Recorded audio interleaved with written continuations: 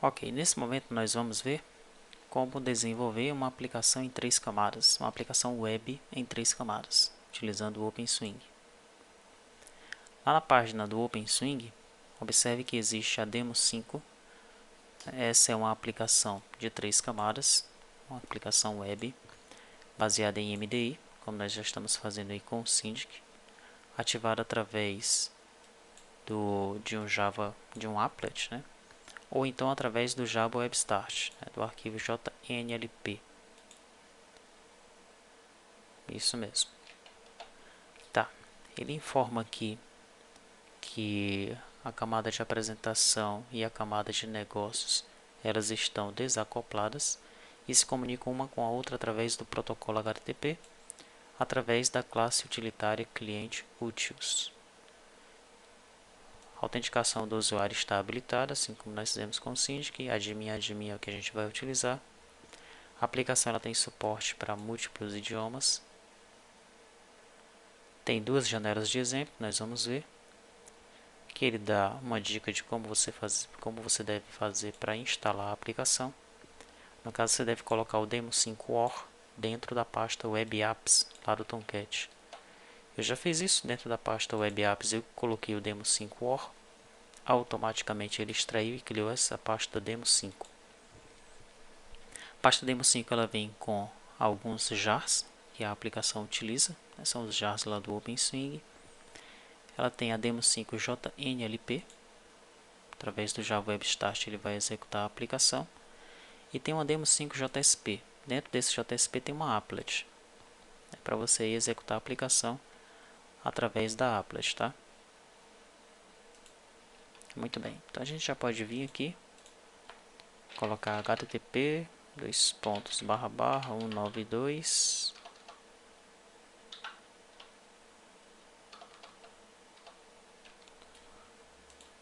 192.168.0.100 barra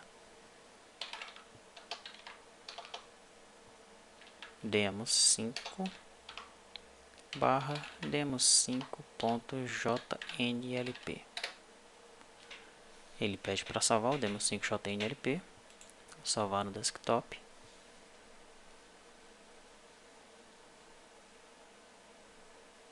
Se ele já vai carregar, vamos aguardar um pouco. Se ele não carregar, nós vamos clicar 2 vezes aqui.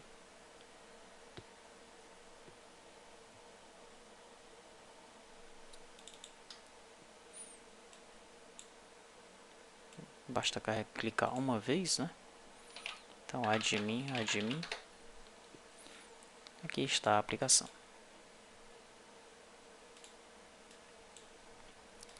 Ok. Vamos agora no Linux.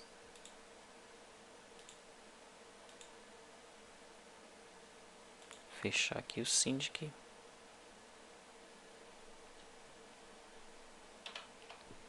Colocar na tela inteira.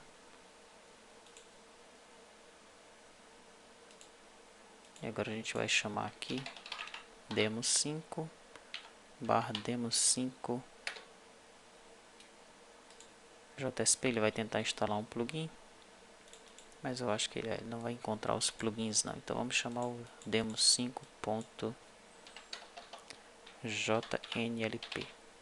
Você pode criar um index como aquele que a gente fez no HTML do Syndic lá, tá? E vai funcionar. Aqui ele já pede para abrir com a Java Web Start. Vou clicar em OK. Admin.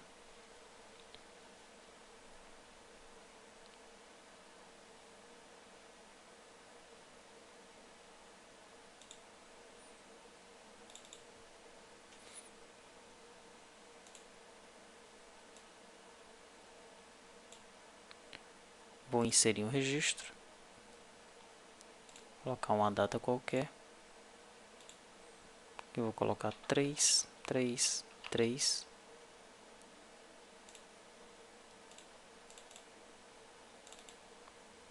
E vou salvar.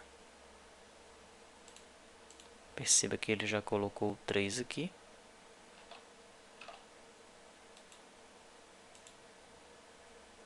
Aqui está.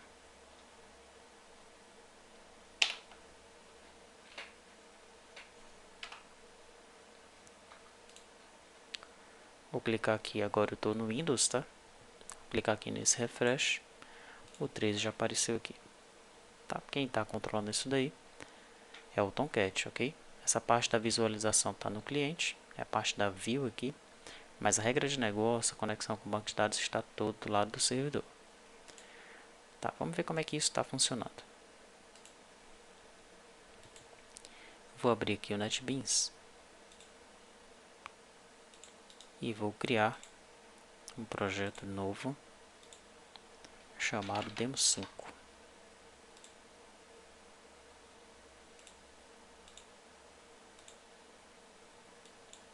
Vou tirar esse main Java aí.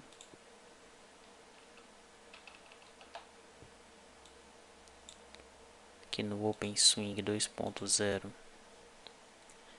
vou abrir essa parte Source Demo, Demo 5, veja que eu tenho cliente, Java e Server, tá?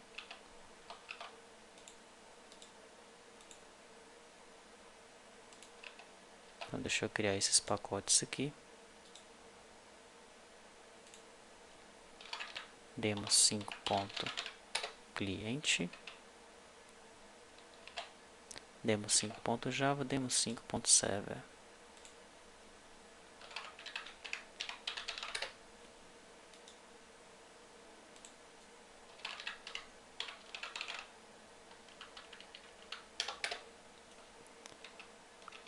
Ok.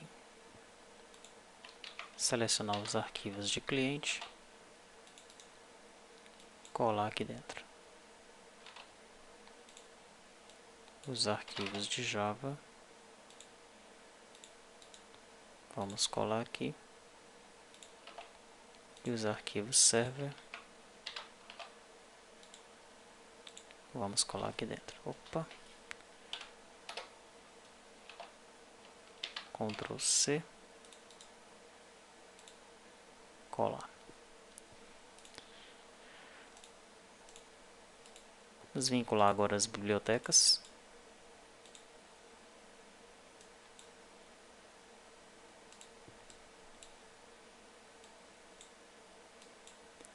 Adicionar jar pasta, OpenSwing build, tudo isso aqui. Vou adicionar também do Tomcat lib o Servlet API.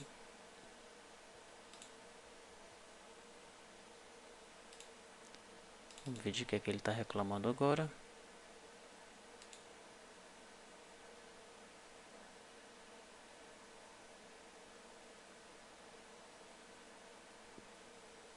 Vamos tentar fazer o seguinte: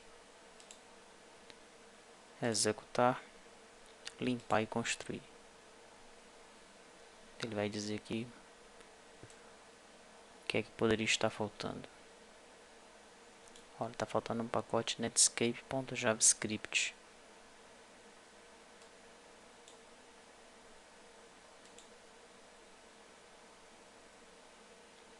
Ok, netscape.javascript.js object. Isso para cliente applet, tá? Ok, mas esse pacote ele deve estar aqui dentro de classes demo 5.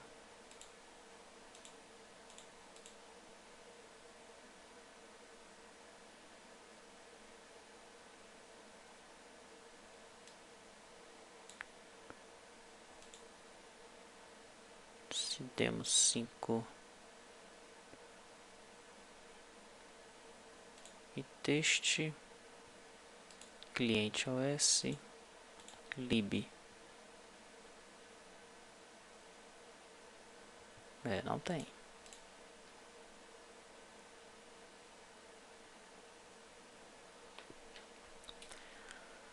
Ok, vamos ver se a gente consegue descobrir onde achar isso aqui na internet, tá? Vou aqui no Google, procurar por download, aparecem algumas páginas. Veja como importar netscape.javascript.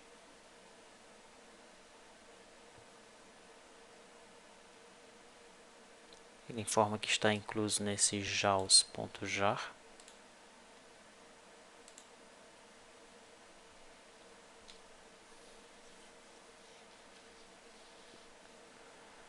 Nesse primeiro também fala a mesma coisa, apenas adicione o jaws.jar. Então vamos procurar por esse jaws.jar download aí.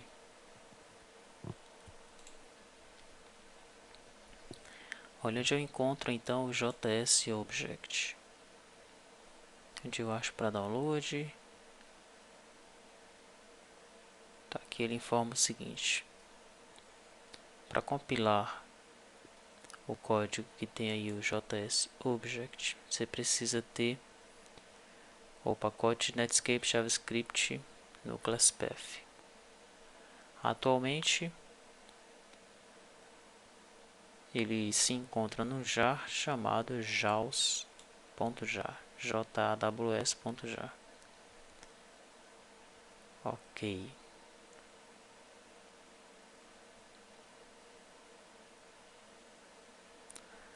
Olha, nas versões posteriores do JDK, esse arquivo está em plugin.jar no Windows.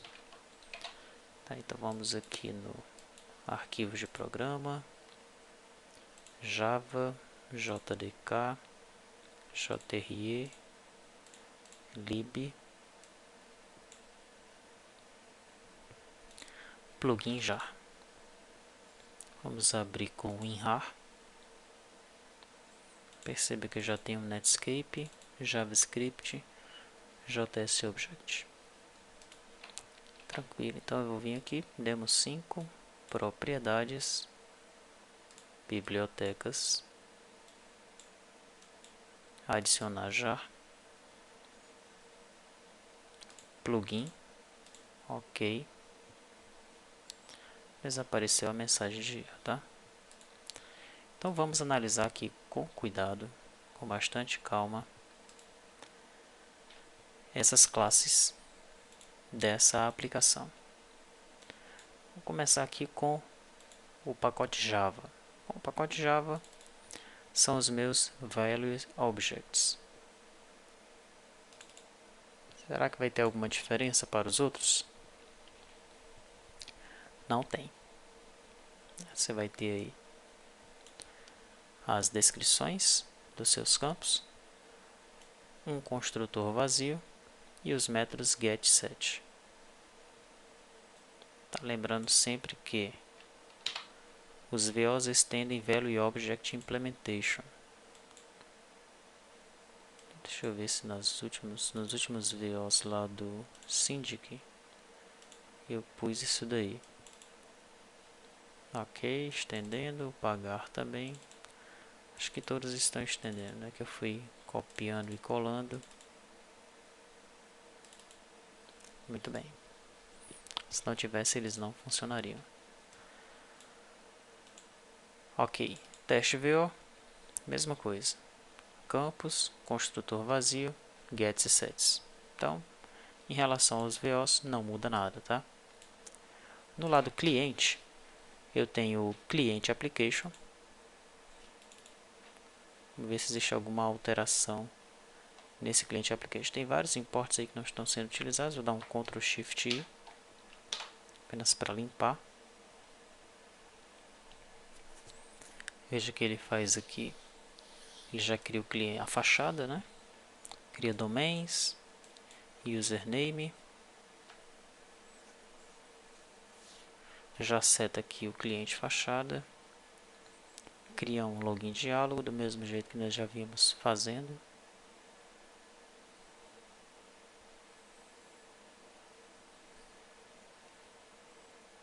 O restante está bem parecido. Parâmetros de configuração para o login.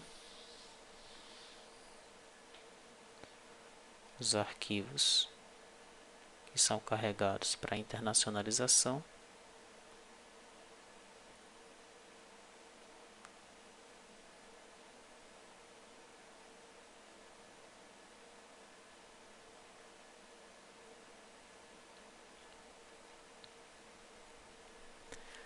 Aqui não alterou praticamente nada, tá? Como é que está a fachada? Mesmo jeito, tem lá um construtor, tem os métodos, né? Vamos ver aqui no meu cliente application onde é que está o método getF1.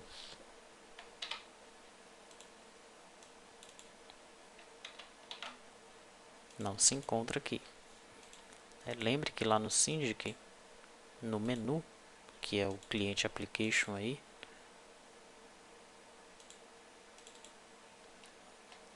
eu já criei os métodos gets aqui dentro, tá?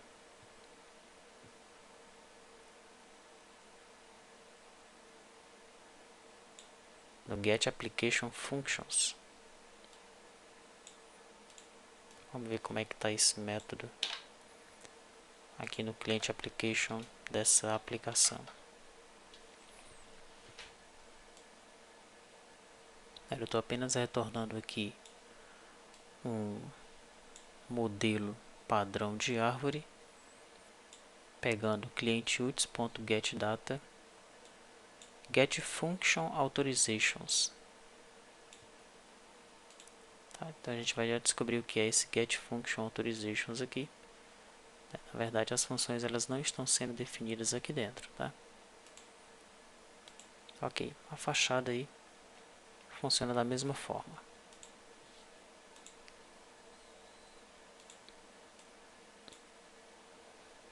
Eu tenho então aqui meu primeiro frame. Vou começar aqui com esse grid frame. Ctrl Shift T para tirar esses imports que não estão sendo utilizados. Tá, essa classe está estendendo o internal frame, como nós fizemos lá com as outras. Aqui estão todos os controles que eu vou utilizar. Um grid, um panel, os botões, por aí vai.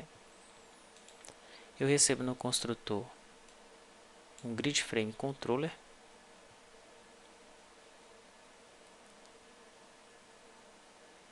Tenho lá o método reloadData, que eu vou inicializar os meus componentes. E só. Então, bem parecido com os outros frames, tá? Os frames não vão alterar muita coisa não. Detalhe frame. Ctrl Shift para arrumar os imports. Ele estende o internal frame. Aqui estão os controles.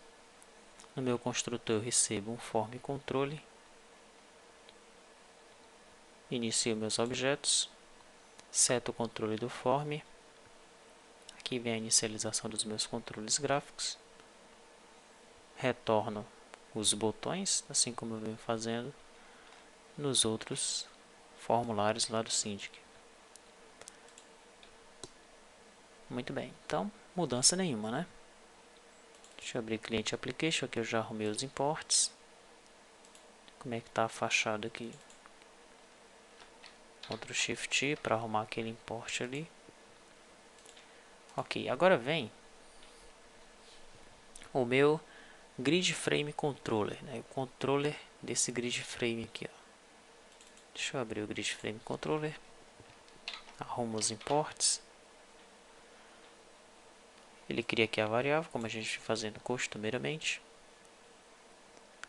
Cria uma nova grid, passando ele como controller lá para o construtor da grid, como nós vimos, e adiciona isso ao MDI, né, porque é para aparecer a janela.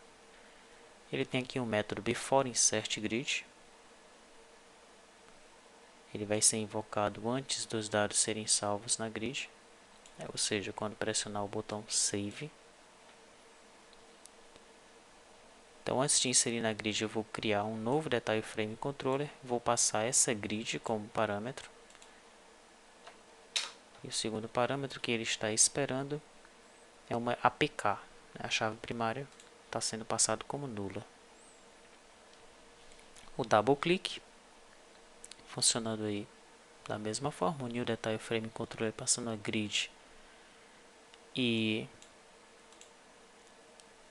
o VO. Na verdade, ele está passando um parâmetro do VO aqui. Ele está pegando o string value do VO. O método delete, ele está chamando aqui, olha, clientUtils.getData. Agora começou a aparecer coisa diferente aqui, né? assim como no cliente application, lá naquela função para eu chamar as funções, o get application function, eu tenho também o cliente UTIS.getData. O que faz esse getData então? Vou segurar o Ctrl, vou clicar em cima desse getData.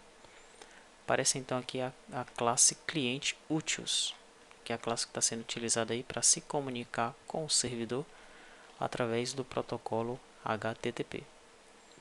O que faz o getData? Você passa para ele dois parâmetros, que é um método que está no servidor e um objeto. Ok? Então ele vai executar uma ação através desse método que está hospedado lá no servidor. Ou seja, nós já sabemos então que getFunctionAuthorizations é um método. Sabemos que deleteGrid também é um método. Só que esses métodos eles estão lá do lado do servidor. Vamos continuar. Vamos abrir o Detail Frame Controller. Deixa eu arrumar esses imports aqui.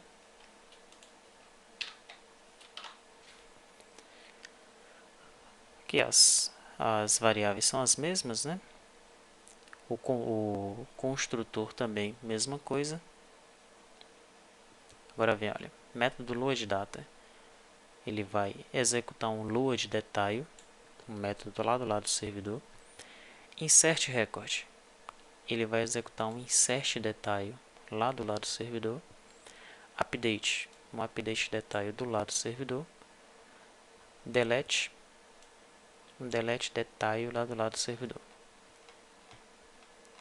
Tá? Então, diferente de uma aplicação cliente-server, né, que nós estaríamos implementando o método aqui mesmo, esse aqui não vai funcionar assim não.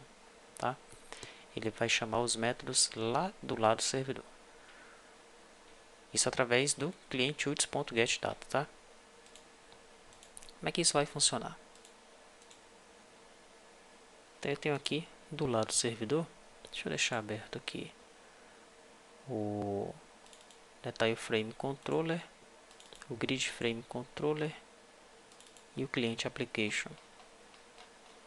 Client Application eu vou deixar aberto aqui em cima desse Get Functions Authorizations. Tá.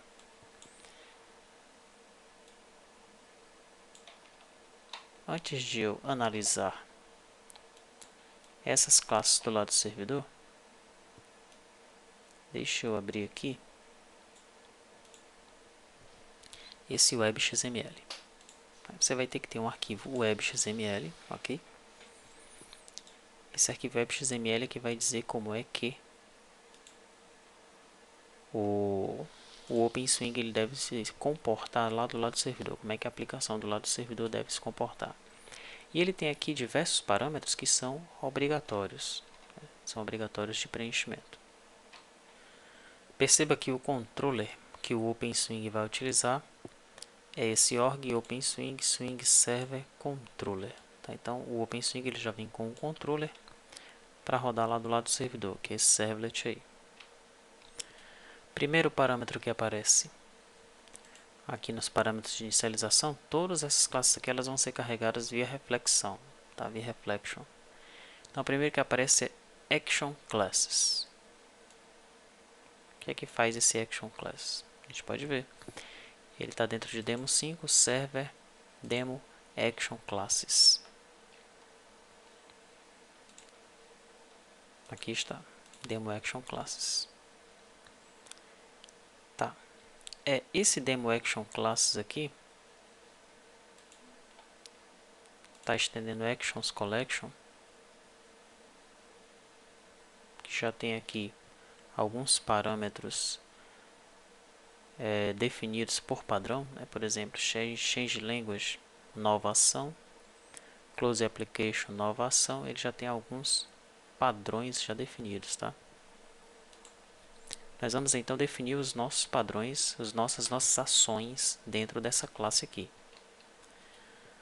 Veja que ele vai buscar essa ação, ele vai instanciando o objeto, né? demo button authorization action, demo function authorization action, demo login action, detail delete action, detail insert action.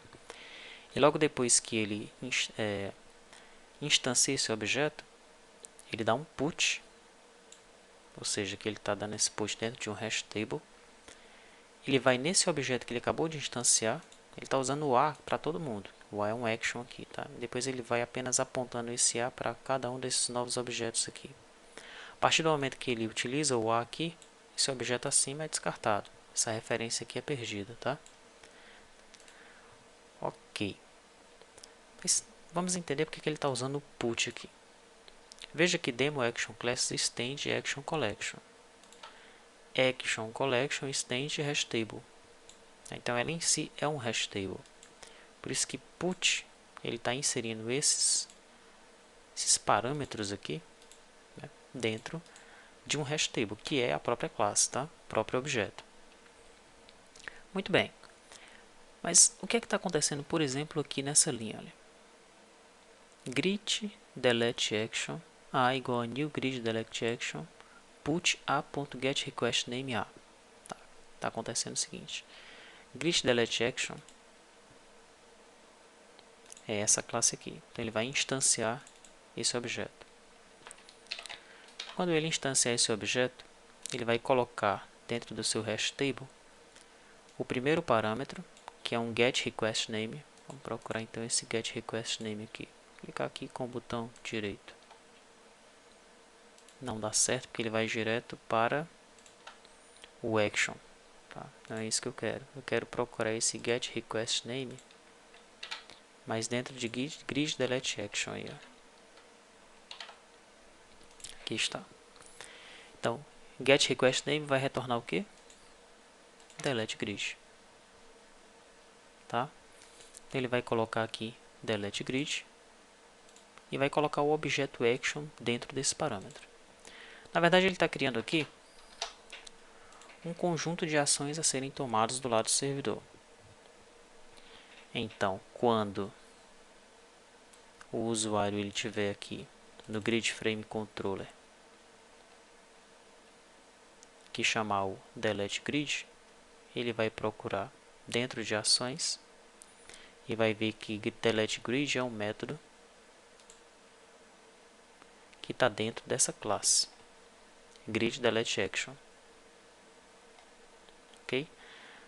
Cada método agora que estava implementado lá na parte de cliente server que nós temos no Syndic, né, vai se transformar numa ação do lado do servidor. E cada ação do lado do servidor se transforma numa classe, ok? Uma classe de ação. Veja que a deleção de um item na grid se transformou numa classe que implementa uma ação. Essa classe ela pode ter apenas um método para ser executado, que é esse método executeCommand. Então, quando o usuário tiver lá no Grid Frame Controller que chamar o delete record, ele vai chamar o delete grid. Através da demo action class, você vai ter que criar aí a sua classe de ações. Através dessa classe aqui, ele vai saber qual método ele vai executar, qual ação ele vai executar. Então, ele chamou o grid delete action, chamou. Então, ele vai executar essa ação. Ele vai executar o método executeCommand dentro dessa classe de ação. O que é que esse método faz? Ele deleta de demo 5, onde o texto é igual a um parâmetro que foi passado. Okay? Então, no lugar de esse método aqui está implementado lá do lado do cliente, ele está implementado agora do lado do servidor. Vamos voltar aqui no nosso arquivo XML, continuar analisando. Eu tenho esse connection source. O que é que faz isso daí? Esse parâmetro aqui é para controlar a conexão com o banco de dados. No caso aqui, ele está trabalhando com um pool de conexões. Resource Factory. Ele vai cuidar aí da parte de internacionalização. Então, você tem aí esse XML Resources, está dentro do Demo 5 Server. XML Resources. Veja. Está inicializando os arquivos de recursos. O arquivo de inglês e o arquivo italiano Ele pega aí o path da aplicação e starta esses dois XMLs aí.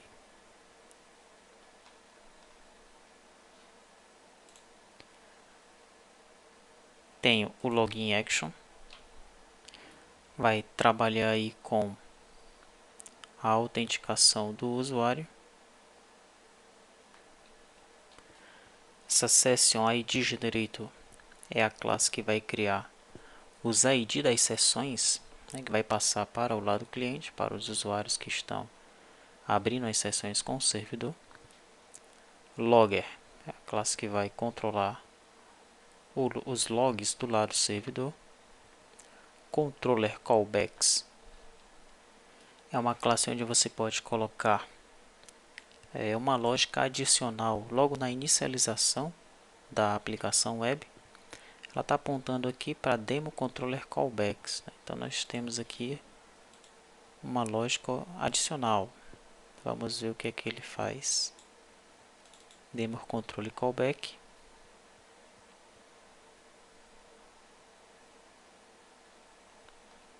Ok. Veja que ele tem um método after_init. Esse método ele é chamado pela classe controller, né, como uma instrução final. Então, assim que você executa a aplicação, o controller ele chama todas aquelas classes que estão lá no web.xml e no final, depois que ele tiver feito tudo que ele tem que fazer, ele chama o método after_init. Esse método after_init ele pode ser implementado aqui nessa classe de controller callback. Basta você criar uma classe de qualquer nome que estenda controller callbacks, ok? Dentro do after_init, o que é que a nossa demonstração aqui está fazendo? Ele está criando a conexão, passando um contexto, né, que é o contexto do servlet, ok? Então veja que a conexão está sendo criada do lado servidor. Ele está criando as tabelas, está inserindo dados nas tabelas, está criando aqui a conexão com o banco de dados. Então no nosso caso lá do Syndic, quando você for passar ele para 3 camadas, quando você for desenvolver a sua aplicação em 3 camadas, você vai criar a conexão com o banco aqui, no método after_init. Retornando aqui, nós temos esse Objects Receiver. Como é que os objetos eles vão ser passados do lado cliente para o lado servidor, do lado servidor para o lado cliente?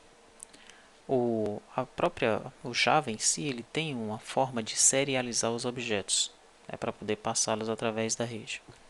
No entanto, se você tiver versões diferentes da máquina virtual no cliente, no servidor, por exemplo, você está trabalhando com Linux, e aí do lado do servidor, o servidor é o Windows.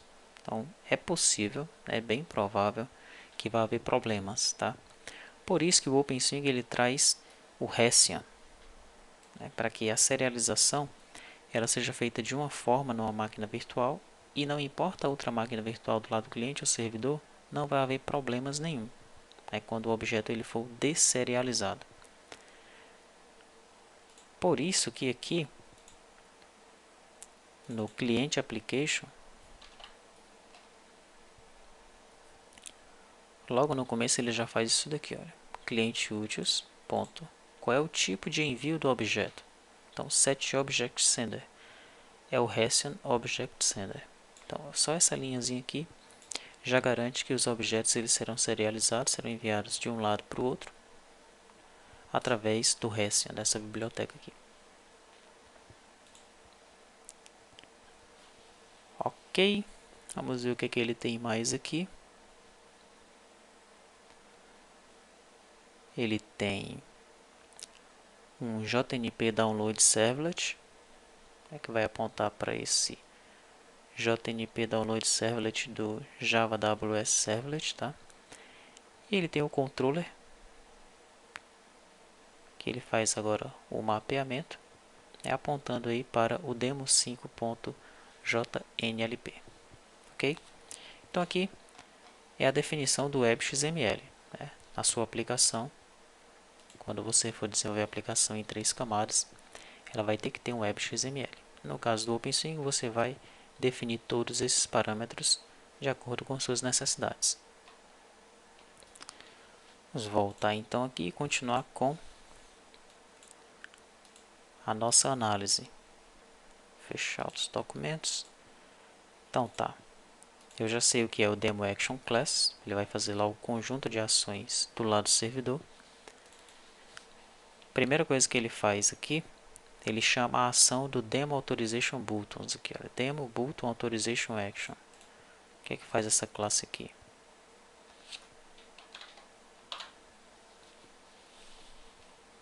Get Authorization Actions, Get Button Authorizations. Então aqui ele vai fazer um controle de acesso. Vai ser feito aqui. Ou seja, se o nome do usuário é admin, aí ele vai garantir tudo para o admin. Se não, ele vai chamar através desse Button Authorizations. Vamos acessar essa classe aqui. Button Authorizations. Ver o que ele fala sobre ela aqui. Olha, autorização definidas para os botões. Essa classe ela define a habilitação de botões, tá? Então você pode passar uma função para ele, por exemplo, get F1. Então, no caso do Syndic lá, get bancário, get movimento banco, get cadastro inquilinos. Então, você passa essa função, que a função está vinculada mesmo a um JFrame, a uma janela, né? E você passa os botões que podem ser habilitados ou não. Então, se você passar false, false, false, o usuário ele não vai poder nem inserir, nem editar e nem deletar. Ok? Então, nesse caso aqui, se o usuário não for o admin, o que ele pode fazer? O primeiro é false. Ele não pode inserir. O segundo, true. Esse usuário vai poder editar. O botão editar vai estar habilitado. Inserir ele não pode, ele pode só alterar os dados que já estão lá. E o terceiro também é false. Esse usuário ele não pode excluir, não pode tirar dados, tá? Esse é um dos métodos que se pode chamar. Add Button Authorization. Add Button Authorization. Mas você pode chamar também dessa forma. Olha. O botão Insert vai estar habilitado, aí você passa a Function ID para ele. O botão Enable vai estar habilitado, passa a Function ID. O botão de apagar vai estar habilitado, passa a função para ele. Ok? Então, o controle de acesso por botões você pode definir dessa forma aqui. Vamos continuar. Ele chama aqui um Function Authorization Action. Como é que vai funcionar? A gente já viu aqui que é esse primeiro, ele está desenvolvendo um sistema de autorização para os botões. E esse segundo, o que é que ele vai fazer? Function Authorization Action.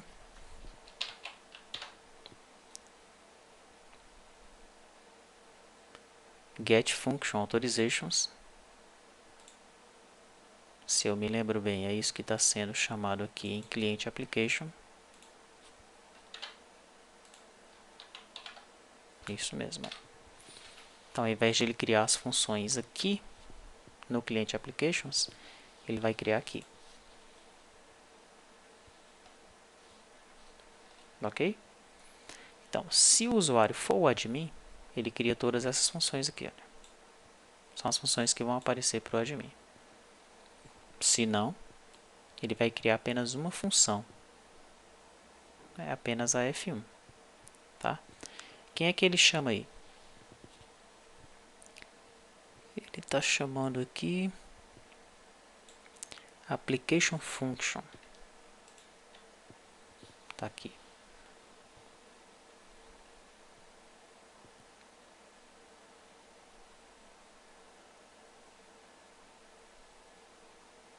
Esse Application Function que a gente já vem utilizando mesmo, tá? Você passa o nome do nó, o ícone do nó, um texto para o nó. Ok.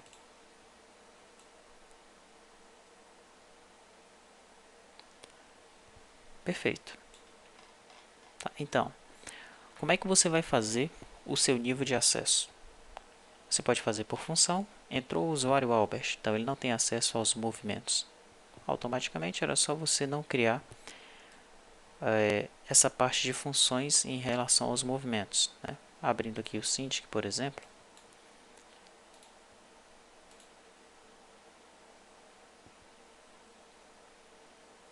Aqui no main, menu.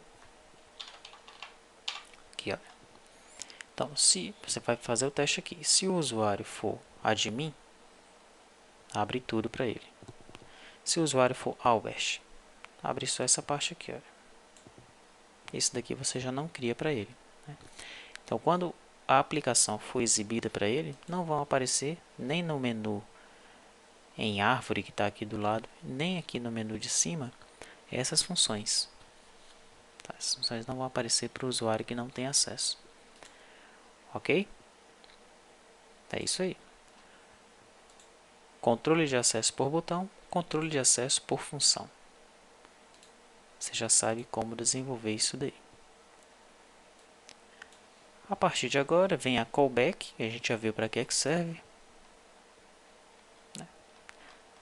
Logo depois que o controle é finalizado, esse método vai ser chamado, e aqui você pode colocar qualquer outra lógica, bem na inicialização da aplicação.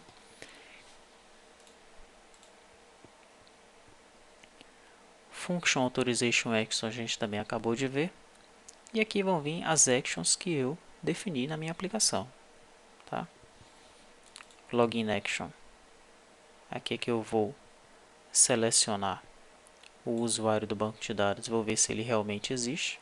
Então o meu controle de login vai estar aqui. E aqui os métodos que estão definidos lá do lado do cliente. No caso, é Detail Delete Action, que é para deletar um registro, mas naquela janela de detalhe. Então, ele vai chamar esse Execute Command daqui. O restante é a mesma coisa. Insert, Load, Update, Delete, Grid Load Action. Esses aqui são os dos detalhes. Para cada método lá do detalhe, ele criou uma classe de action aqui. Para cada método da grid, ele também criou uma classe de action aqui. O lookup está definido do lado do servidor também.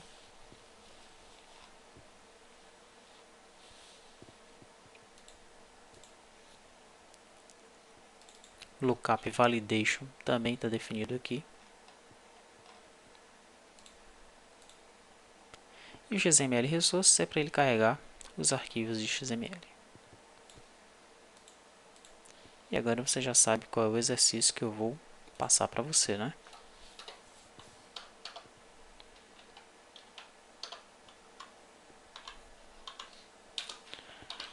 Com base no demo 5, passe o Syndic para uma aplicação web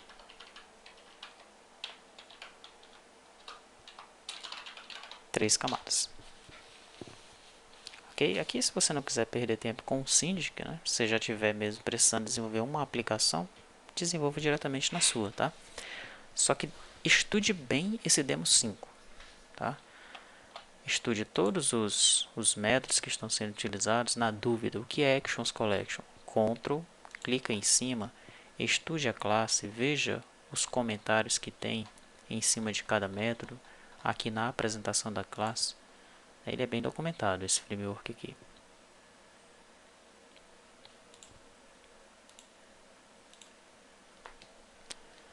Certamente desenvolver uma aplicação web com os recursos de HTML, Ajax, JavaScript, ou mesmo um outro framework RIA, vai ser bem mais complicado do que fazer tudo em Java. Você está trabalhando aqui apenas com uma linguagem, apenas com Java, e tudo já vai funcionar. Tá? Uma aplicação rica para o teu cliente, e tudo vai funcionar de forma perfeita do lado do servidor.